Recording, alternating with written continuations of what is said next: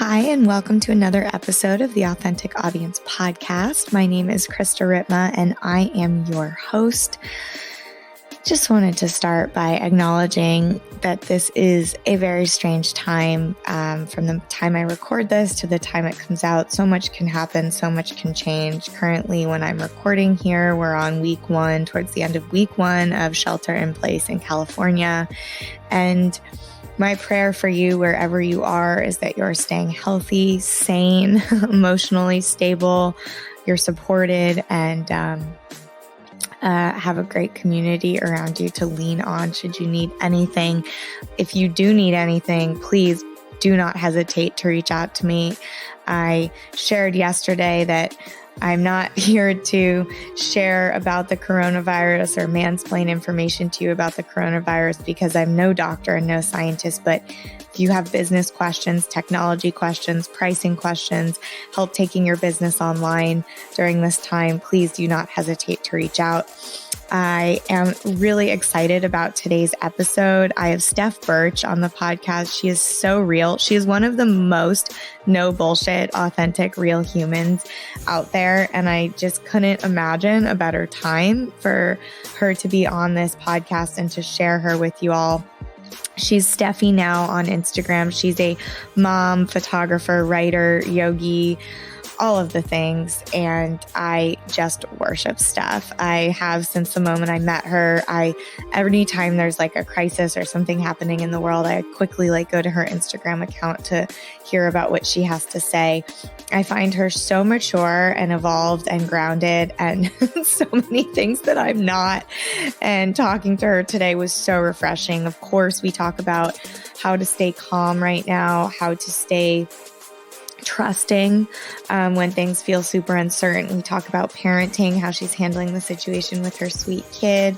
She talks a lot about sharing on social media, how her offerings in writing have evolved. We talk about boundaries, walking away from really hard business situations. I mean, truly all of the things. And like usual, this came at a very healing time for me in my business, and I really needed to have this conversation today, and I hope that it's great for you to hear. I think everything that we talk about is a powerful reminder to stand in our truth, listen to our intuition, step into our fire. It's truly how we can help other people, is being authentically, unapologetically ourselves, and of course, above all, remaining in integrity. So I love Steph. I love this episode. I love you all. I hope you are well wherever you are, and I hope you enjoy this.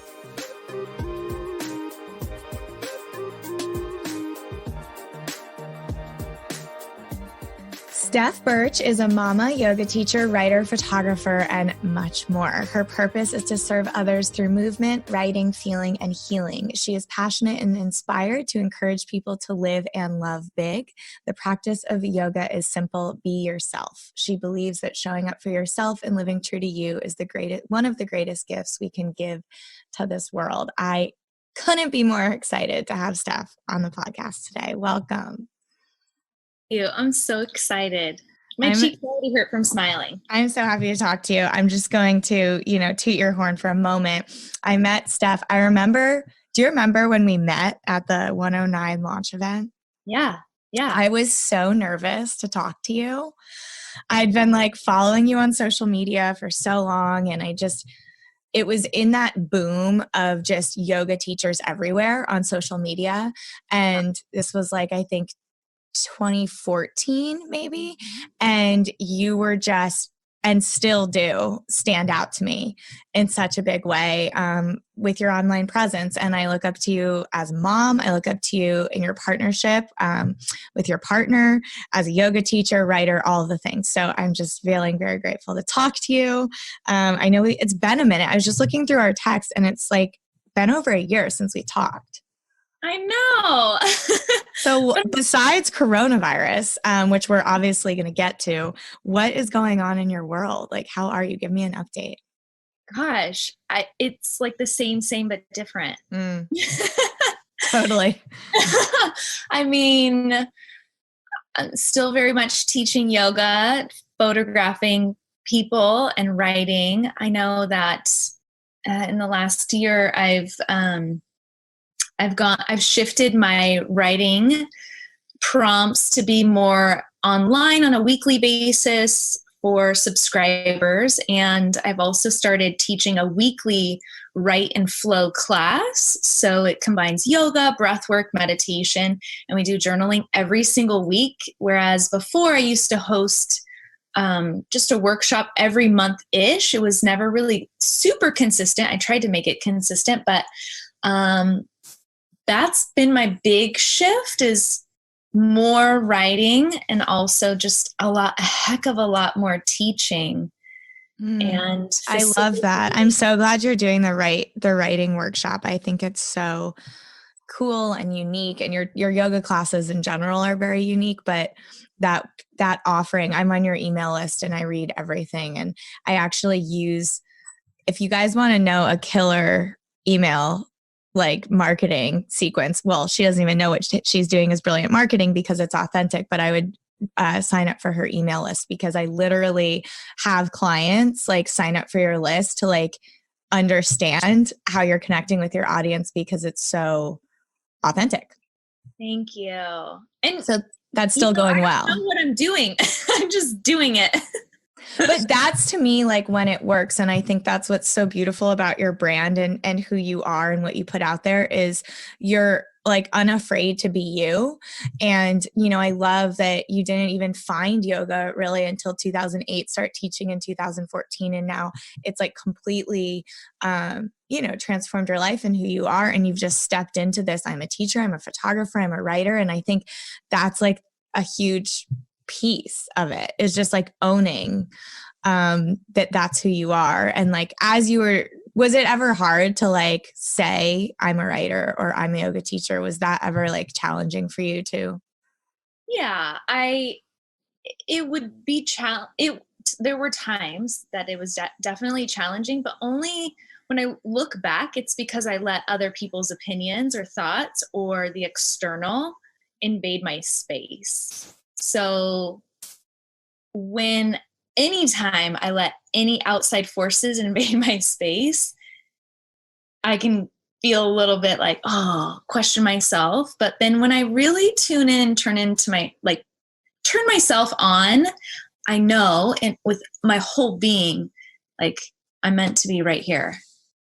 That's so beautiful. Speaking of being right here, I think it's a good opportunity to sort of speak to what is right here, right now. So this comes out next week, and considering how much has happened in the last week, when this comes out, I don't know where we'll be in the state of the world, but let's be here now. So this episode is being recorded exactly 1 week before it comes out, and we are in week 1 of California shelter in place, because Steph and I are both in California. So help us. What's happening, Steph? I'm like so selfishly excited to hear Steph's thoughts, because I was telling her before we started recording, whenever there's like anything dramatic happening in the world or in the yoga industry or just in general, I always turn to Steph's account. She's one of my like go-to accounts, because I think there's so much like clarity and groundedness in what she shares. So please share your thoughts on our current situation. Ooh, our current situation is a lot right now. We're living in a time where this being on lockdown, shutdown, whatever you want to call it, has that ever happened in our life before? I don't think so. Maybe like our grandparents or great grandparents, perhaps. But I have made it like such a mission of mine during this time, especially to really hold space and be the voice and presence of calm in this storm. And yes, do I feel fear from time to time? For sure.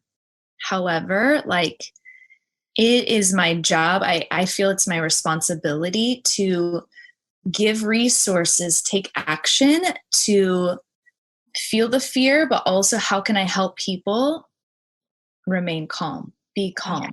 How can I get people some resources? Like right now, the last 3 days, I have spent so much time helping yoga studios and yoga teachers and school teachers, Pilates teachers, cycle teachers. I've been helping them get online content out and helping them set up their audio. What do they need? What's the best place to do this for online content? And who knew? I never knew that. I'm like smiling as you say this because you're really like, I just looked at your post like, okay, guys, here's what you do. And I would say like even 2 years ago, you were like, I don't know, how do I record it? And now you're like, you just did it and now you do it. And it's so, I think there's so much fear around it and you're just giving people solutions. And I think that's really important. And I too, we were just talking about this before we started recording. We were saying how, blessed and just sort of in a situation of, I would say, I'm okay. Like, I'm okay. I'm financially okay. Money is obviously not coming in from some of our biggest places. Same with you, but like, I'm okay. Yeah, and how do I help people like that aren't okay and that need help at this time, and anything I can do. Like yesterday, I gave out 10 yoga classes. I just Venmo'd 10 people that DM'd me for a yoga class on me at an online yoga studio, like things like that, which doesn't seem like a lot. But this one girl is like, I'm going stir crazy. Like every penny counts right now. Thank you so much. And I saw in your post and what you're doing, but I would also like to ask how you're speaking to your child about this. Oh, yeah, with Bennett, he's 8, so he's in I didn't know if we said his name yet, so that's why I almost said Bennett, and then I stopped. I didn't know if you said his name yet or not. It's like I try to be good about doing the whole like sharing his information, but right now, it's like I am in trust of people, the universe, and we're doing this life, we're living, we're being here together. So yeah, Bennett is he's so cool. We have been giving him information at the bare minimum. Like it's unique. Right now he thinks he's on an extended spring break that's going to last through summer. He's aware of that, and he's aware of the word coronavirus because they were talking about it at school, even when school was still going on. And we're doing little things like, for example, reorganizing our first aid kit. He's helping us reorganize and know what things are. He's learned. It's almost like we're making things a game. We have long range walkie-talkies just in case, like, how do you use these? How do you speak into these? And for him, I will not take him down a rabbit hole of panic and fear. I'm going to let him be 8 for as long as he can be 8, 9, however, whatever age he is. It's important that he remain a kid and that he sees that his parents are calm in perhaps a really high stress time. He can feel the world. Kids feel the world. They know what's going on within their bones. They can feel it. They're very intuitive. So it's important that he stay childlike. And also we've shared, like we're not taking him to the store with us. We also have that privilege. Like one of us can be home when somebody is going to the store. So he's not even seeing that stuff. And we don't have TVs. We have laptop, iPads, but we have Netflix. Right. Disney Plus. So he's not getting wind, and we're keeping our conversation very minimum, even around him. Yeah. So, I think that's really, I didn't even think of it until I remembered that, you're a mom and it's a big piece of who you are and what you share. And I really look up to you and how you parent him and just what you share about parenting. I think it's really refreshing and honest and awesome. And I'm just feeling for people that have kids at home right now, it's just really not business as usual. And I think kids in general are a constant reminder for me, just that time is passing and like life is happening, because when it's just business or Clay and I, it can be hard to sort of like remember all of these things. But then we see my friend's kid who looks like a completely different person than she did 3 months ago. And it's like, holy shit. And I just love kids and I really want to be a mom, and I just couldn't I would like to think that I would be very calm, but do you feel like that sort of mothering instinct that comes over you is actually helping you stay calm too? Totally. Yeah. Like for me to remain calm and grounded in this scenario that's happening to our world, like there is a pool, there's a mama bear ancestral instinct that I know that is keeping me here. And even when my monkey brain starts to wind up and I talk to either Steve or, really close friends, like just a couple days ago, I'm like, I had some really dark thoughts. Mm-hmm. I was like, I'm going to share these dark thoughts with you. And just having somebody listen, and then I just let it go. I said it out loud. I went to that place because it was 4 a.m. Now they're gone. I don't need to hold on to it. Now reground, refocus. Like this is what the yoga we've been practicing yoga for how many years? I know. I say all the time, like, this is why we do the work. Yeah. It's not for the days that it's like, sunny and great and everything's fine and your bank account's thriving and like everyone's healthy. Like the reason why we do it is for this. This is when our yoga practice has really prepared us to stay grounded, to be as non-reactive as possible, to not feed into the fear, the panic, things that really don't even serve us in especially like the high intensity, hyperactive fear. We do need fear for survival. Yes. Mm-hmm. But all the sensationalization, all the opinions, everyone's a news anchor and they've been a news anchor on social media for a couple years now. I know. I'm like dying about the influencers, like all like mansplaining coronavirus to me right now. It's so funny.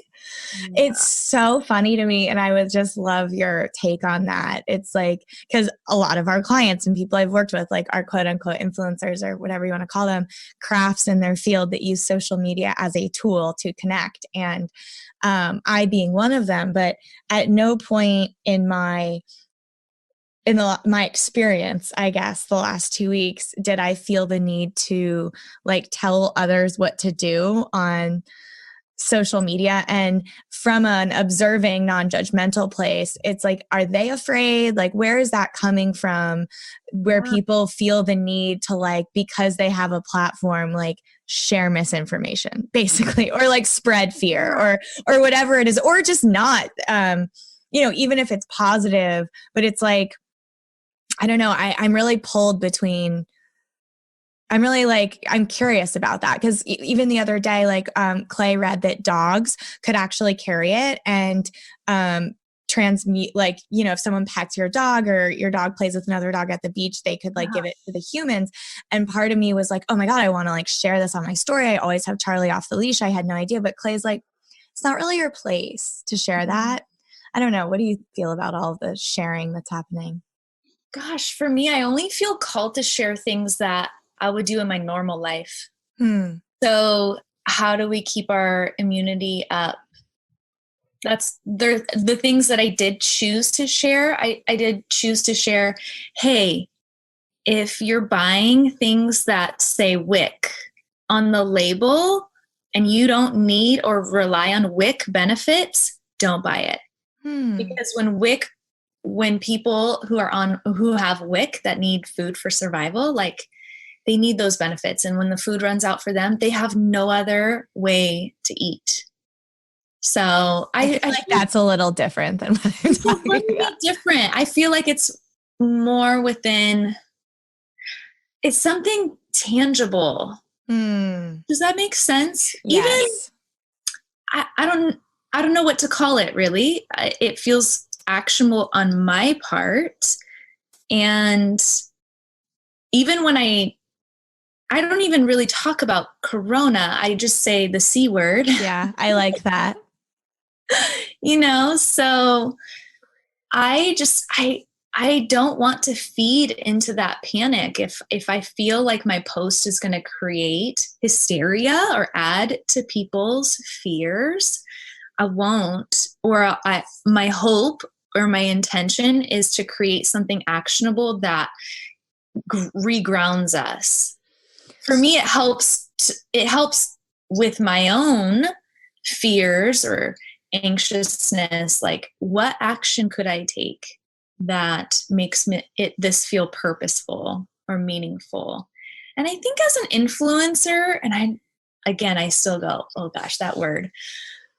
As an influencer, you have a responsibility to not share bullshit for attention. Corona is getting a lot of attention. Anytime you type it in, like, there's lots of attention on it. So I don't know. I think we as people, like, we're all doing the best that we can with what we have in the best way we know how. Yes. But if you know something is bullshit and you're just trying to get attention for it, like, stop. You don't need to. I love that. And I think that, one thing I do like about what you do choose to share is, and I think this is an important conversation actually, and I like the direction that it's going, because I've known you and we've talked, and I know that things go on behind the scenes for you, and you've had, stuff happen and this and that, whether it's like locally and, Sacramento or just other things I'm aware of. And I am curious, like there's such a fine line, because I also feel like you do share super honestly without sharing the bullshit, without sharing the baggage. And I guess what I'm seeing when I'm watching a lot of these stories of influencers, or whatever we want to call them, people with big platforms that share, that it's feeling like two things happen for me. And I'm just going to be super honest. One of the things that happens is I feel that they are acting as if they're the only ones in the world experiencing this thing. Like, I get that sort of sense. And then the other thing and so it feels like actually not oneness in a weird way. It feels like they're separating themselves sometimes from me by like, this is my experience, but it's like, we're all having this experience. Yeah. And I feel that a lot. And then the second piece of it is, I feel left like I was just dumped baggage on. And that's actually happened to me in yoga classes a bunch too, where teachers are trying to be vulnerable. And I know their intention is never to like, I'm going to dump my baggage on this person. They're actually trying to be authentic and vulnerable.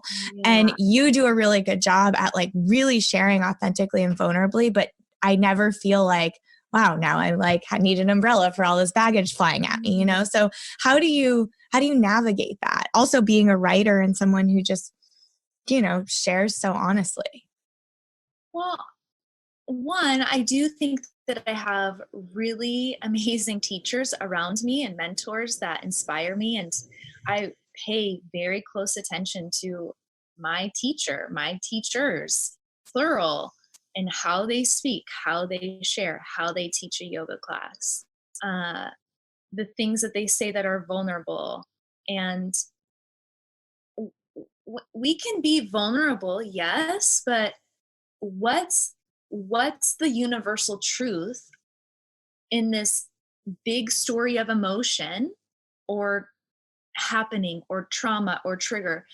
What is the root? Like, what are we trying to gain from this? Like, sure, we can vent, and a lot of people vent online, but then you're just putting your baggage on people. Like, I truly think that there's an art to sharing vulnerably and having the lesson, the nugget, the juice, if you will, and don't leave people hanging in the baggage part of what you share story wise, including yoga classes. I do think that it's a freaking art.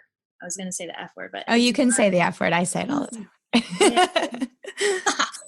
But there's an art to it, because I also think that you can be really vulnerable as a teacher without even sharing a story about yourself, just by who you are and your own presence and how you show up when you teach a yoga class. I think that's really true. And I've had teachers like that. And I think, just throughout I think it also, like, the social media world has evolved a lot since that like really big yoga boom, where everyone was just sharing poses all the time. And it was like really out of control. Like your whole feed was just like advanced yoga poses and like deep sharings. It was like this really like weird time in our lives. And I do feel like that's evolved. How do you feel like Because I know you've had, or maybe you can share a time where like maybe you shared something that you got a lot of, I know you've had a lot of, haters, as I like to call them, undercover fans. And just how it's like evolved for you in what you share and how you share since, 2014 when you started teaching. Well, last maybe 2 years ago, I think I even shared with you. I reached out to you Mm-hmm. about something specific with haters, or yeah, whatever you want to call them. And I ended up putting a block where people could not comment or DM me unless they followed me or I followed them. That was my way of patrolling my audience without seeing a whole lot of negativity. And I'm not saying I'm not open to people like going, hey, you should know this, by the way, XYZ. But at the same time, like, I don't really need to see someone's hateful or hurtful comments who, one, don't even know me, my story, don't know anything about me. It's very easy to, drive those troll like bullet points on people's accounts. But yeah, that seemed to halt a lot of the trolling. Now it's more in like DMs. I actually took that feature back off because I was like, well, I think we're in a good spot now. I haven't gotten much hate on a consistent basis. But still, there's always somebody that has an opinion. And now I just don't even respond. I don't have time. Like same for, even if somebody in Sacramento that doesn't like the way I teach a yoga class, that's come up a few times in the last couple of years because I feel like I've grown as a teacher in a different way, and I'm teaching I'm slightly different, but more like in my power and in my experience. And I've had some people that felt like I rubbed up against, and there's a small part of me that's like, oh, shucks, like I want to help people. I want to people please. But then the bigger part of me is like, well, I'm not for everyone. Yeah. If you don't like my class, you don't have to come. And I've had to have some really hard conversations that help me to just stand in my power as a teacher, and also recognize like I don't want to be liked by everyone in life. I think that's like, how am I going to grow? Yeah. Well, you're so, it's like, and I know that like my listeners always hear me say this because it's like authenticity always wins. And I think everyone wants to know like the top marketing secrets or whatever. And it's like, it's so clear to me when I see somebody that's successful at their craft, why they are successful. Like there's no secret. It's like, because you're not for everyone. You're not trying to reach the masses. You're trying to talk to somebody specific. And all of these things are actually marketing strategies. And when it happens naturally and organically, like I've watched it happen for you, like this writing thing all of a sudden started becoming really big. You're like, great, I'm going to do Write Club. Okay, Write Club's epic. Now I'm going to do that. And it's like such an organic evolvement of what is coming through you at that time. And trusting is huge. Like you're really good at that. And I want to ask you about that because I feel a lot of trust coming from you with the state of the world right now. And I want to learn more about how we can access that. But I think from a marketing standpoint, which I can't really ever turn that hat off, hearing you talk, I'm like, of course this works because your class, I've heard you and I know about what happens in your writing classes. You have people like write blindfolded and like, do totally crazy shit that would pull me so far out of my comfort zone. Yeah. And it's so specific and transformative and like just channel directly through you into like, this is what I need to teach today. And it's so beautiful. And I just want to honor that because for you, I know that maybe now it comes naturally, but it's actually really hard for a lot of people to be like, I'm going to have my people write blindfolded and like not be afraid to do that. Yeah. Yeah. It's trust. Tell me more about that. Trust. Well, and I feel like, I don't know, how patterns come up in our lives? I'll speak for me. Patterns come up in my life.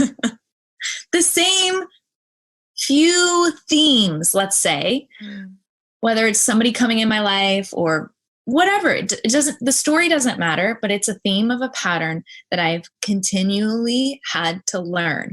Trust is number one for me. If not, it might be number two.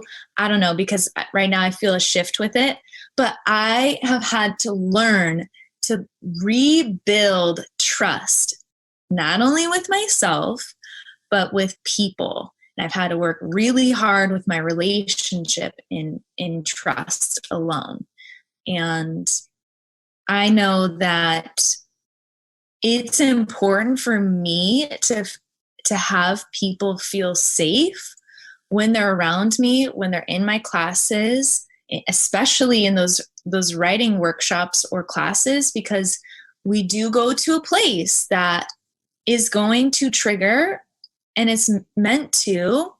It's going to be scary. It's going to be awkward, weird. People might not even want to do the thing that they're being asked to do. However, I think in who I am and just me being honest and sharing, shit is hard too for me. And I've had to work my ass off to get to this place of, I'm not a perfect human, but I know that where my work is continuously, trust is number one. Setting boundaries, number two. There you go. Setting boundaries. I think boundaries is really a big one for me right now. And I think my question is like, what would you say to yourself basically 5 years ago or 6 years ago? Like, is there advice that you would give someone that's feeling like they're just stepping into that power, that's just feeling like, hey, I'm really ready to own this. I have something really unique and a little different to share, and how to go about trusting in that? I just put myself back into like 5 years ago, 6 years ago. I mean, I started teaching yoga 6-7 years ago, but 5 years ago specifically, like, was a really big year for me as a yoga teacher. But I was such a brand new teacher. Not that I would change anything, but I would definitely follow my gut from the first gut check with an experience or with a particular person or group of people. Follow your gut. You have to. And the way that we follow our guts, the way we follow our intuition, is we have to flex that as if it was a muscle. We do. We have to flex the intuition muscle, the gut muscle, because when we don't, like, it's hard to listen to ourselves, or it creates a self-betrayal again and again. I love the way that you just said that, a self-betrayal. I think, for me, every time I make a mistake or something happens where for me it feels inauthentic and like, how did it come this far? I always think back to, when did I first feel it in my gut? Like, when was that first moment? Because you always know.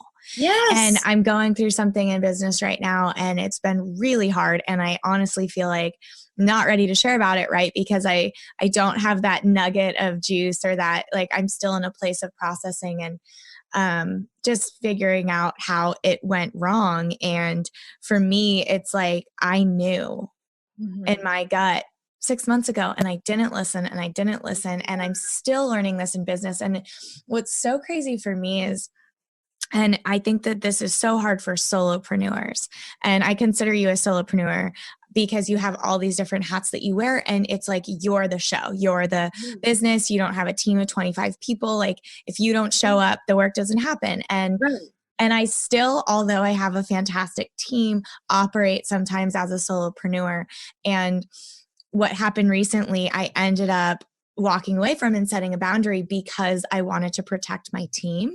Yeah. And I found myself thinking, like, had it been just me getting this boundary crossed, like, would I have done this? Because my team is now looking to me. You're like, that's a mama bear in you. Yeah, but how do you do it for yourself, I think, is the question. Because I can say honestly that if it was just me, I would still be in that position where it just feels so bad in your body. but Mm-hmm. you're such a pleaser, or you want to look this way or come off this way, and ego and doubt and all of that stuff. And if it wasn't for like people looking at me like, how are you going to handle this? Yeah. I don't know how I would have done it. And I think there's a lot of people out there that are in positions like that. Well, I think for you, I mean, act as if you have that team, Mm. or even for me, or somebody that's by themselves, act as if you have a team to take care of. Mm. Your team is your arms and your legs and your heart and your pelvis and your head. Like those are like, that's your team, all your body parts, and act as if. And I can relate to making a decision. Not that long ago, I gave maybe late last summer, I gave one of the biggest no's that I have in a long time. I said no to a deal. Well, before I said the no, I made a counter offer in business and it was not met. And that's fine. However, like I know my worth. And if you want me to work my fucking ass off, you're going to pay me because I'm worth it. And I said no, and I walked away, and I walked away from income. I walked away from multiple audiences and platforms and things like that. But in my gut, I knew it was the right decision. I love that. How did you feel after you made the decision? Oh, like a free bird. That's how I feel right now. Like a free fucking bird. Like, well, I'm flying. And it's just even on an energetic level, it's not even about money. Like on an energetic level, freedom, and it wins. I know. I feel the exact same way. And I think to me, money is an important piece of that, only because I feel like money is so sacred, and the exchange of money is so sacred to me. And I feel that way as a small business owner. Yeah. Because I'm like, either getting paid or paying someone every day. Like from my account, it's either money's coming in or going out like multiple times a day. Yeah. So I like have had to have this whole emotional sort of healing around my relationship with money. And once I realized how sacred it is, it actually, like, the money that I just walked away from wasn't sacred. And the energy around it was so unclean and felt so uncomfortable that it doesn't matter how much it was.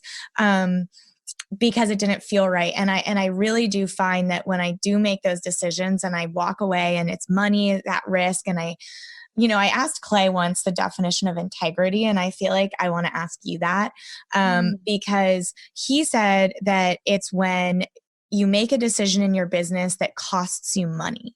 And I think he's very rational and has a lot of earth in his chart, which I feel like you might too. I don't know your chart, but you're very grounding. And I think that that's like an interesting, thing. Because for me, those times that I really feel like I've stayed in integrity, I do end up, it is because I'm walking away from so much money. And I don't know, what do you feel about that word, integrity? Well, having integrity is there's a moral compass that comes with it. I'm not saying that you can't make mistakes and not be within integrity.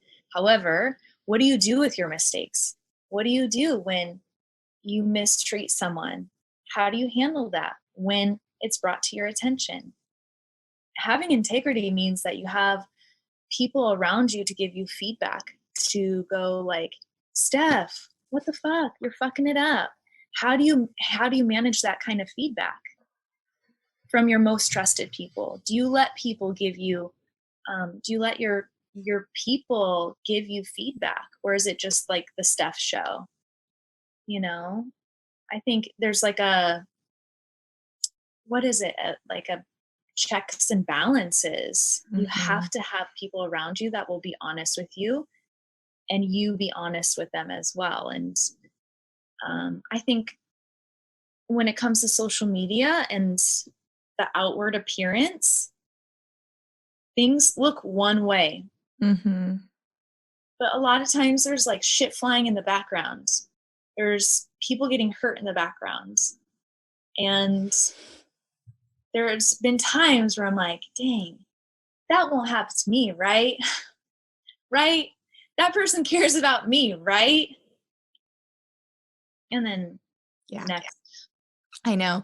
It's like I've had so many situations like that where I'm in a business relationship or even friendship with somebody who I see treating other people or like sort of behaving in business away with other people. And I'm like, oh, but that's not going to happen with us in our relationship. And let me just tell you right now, it has every single time. Well, me too. Me too. Every single time. If you are, in a situation where you're not getting the toxic end of behavior, but you're witnessing it, it's just a matter of time. And, I hate to be the bearer of truth on that one, but I think that, what you just brought up is really important. And if you see behavior happening and things going on, you're not safe. And, cause that's just how that person is. And the patterns, we look for patterns and themes. And if this is an ongoing pattern in someone's behavior where they're assholes to their team, they don't take care of their people or whatever it is. For sure. Like, this is the pattern. I think you're really hitting on something. I think with the pattern, that's, Deborah Silverman is a client and astrologer friend of mine. And I was telling her, I opened up to her this week about what's happening. She's been a mentor to me. And, basically she said, well, what are the reoccurring patterns here with this person? Like she literally said, how is this person in relationship? How is this person with other employees? And I like literally step back and I'm like, holy shit, like, why did I not see that? And I think that is such a rational, non-emotional way of looking at someone's behavior. It's just a pattern. I'm having a situation with a good friend right now, one of my best friends. And, once I was able to become more observant and less like emotional in the situation, I'm like, oh, this is like a pattern. Yeah. I'm like in the pattern right now. And I've watched this happen with her for years. And now I'm like a part of the pattern. And it makes it less like personal too. And we can take a step back from the situation or the patterns and go, okay, not to say that the person cannot turn him or herself or themselves around, but do I have to be a part of this right now? Do I have to stay in this right now with with these patterns? Yeah. And so I think that's stand is vital too. It's vital as far as like trusting ourselves, trusting our gut. Like, all right, I can stay and be a witness and then not be surprised when it's turned towards me. Yeah. I think too, it perpetuates like my patterns too. And I think maybe that's a harder piece is like my own pattern in this situation is the breakdown that I had was why do I keep putting myself in these situations? So not only is it like recognizing that pattern in this person that it's so easy to recognize theirs, but then I think piece 2 of that is looking at like the pattern that I have of like, in my situation, undervaluing, like lack of boundaries, all of that stuff, because everything is two-sided. And absolutely. Yeah. And it's like, what's my response? What's my role in this? Why do I keep, crossing my boundaries for this situation or this business deal or this person or these people? What's my role in that? And is it because I'm too afraid to step out and play big? I'm too, I don't feel like I'm enough. Like it comes down to like a real root, long root pattern of like, where do I go when I'm not stepping up and being myself? What is my go-to thought when I allow these situations to override me? So for me, the story that I tell myself or the words that I tell myself is like, oh, I'm not enough. I think a lot of people have that one. And then it's like, all right, when I'm staying too long in a situation or not standing up for myself, now I can just go, all right, I recognize this. This is what I'm telling myself in this scenario. How can I get out of this scenario? I need to do something. So either walk away, make a stand, say what's real, have integrity. And then it's like something actionable has to be done in order for us to not go down that the part of I'm not enough, which is not even fucking true. Yeah. I think my biggest takeaway from this conversation with you is like you're very action oriented. Like you don't sit in that space of fear for very long or that space of I'm not enough or, just in general, I feel like you are able to like process and move through to a space of action in a really healthy way.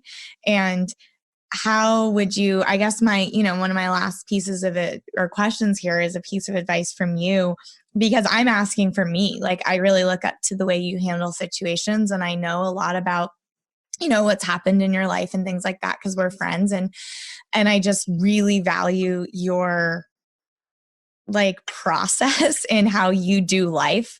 And I think my hope is that I can like move through that space quicker. And how do you, when you're in it, like what is the thing that you like snaps you into a space of like, okay, what do I do about it? Like, how do you make that, like, it's a switch in mindset. Yeah. And how do you do that? Anyways, like I move my body, I dance, I sing, I practice yoga, meditate, breath work, doing Wim Hof breath. I don't know if you're familiar with Wim Hof. Like that breath work has rocked my world for one. And also having a community and support system. Like I just started teaching for a year now at another studio. And it's the first studio that I ever practiced yoga in. So it feels really full circle to be teaching there.